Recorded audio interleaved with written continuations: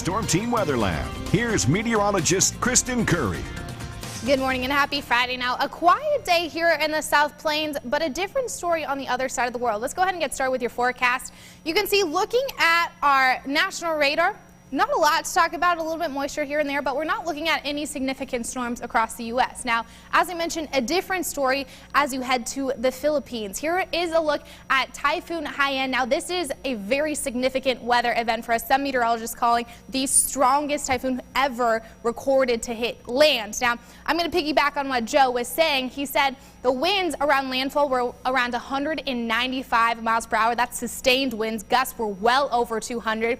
Compare that to Hurricane Sandy, which made landfall with winds around 90 miles per hour. That definitely made some significant damage out across the East Coast. And then Hurricane Katrina, which hit New Orleans, made landfall with winds around 125. So add around 70 miles per hour to that and you get this typhoon. So it is a very significant weather event heading over the Philippines. We are going to want to send our thoughts and prayers to those affected. Now, as far as us here in the South Plains, we really have nothing to talk about, nothing to complain about, because we are in a very quiet weather pattern for this time of year.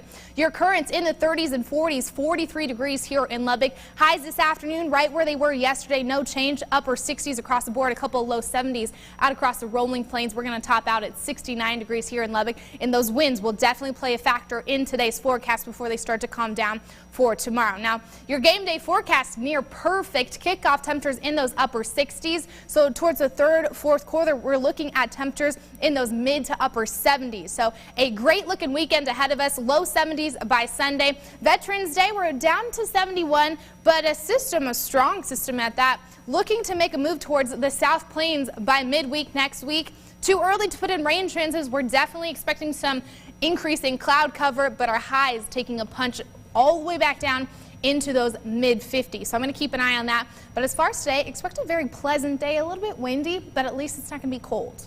Yeah, it's going to be windy, which I don't like. I'm looking forward to tomorrow, actually. Tomorrow's going to be absolutely gorgeous. Yes. All right, Kristen, thank you. In health news this morning,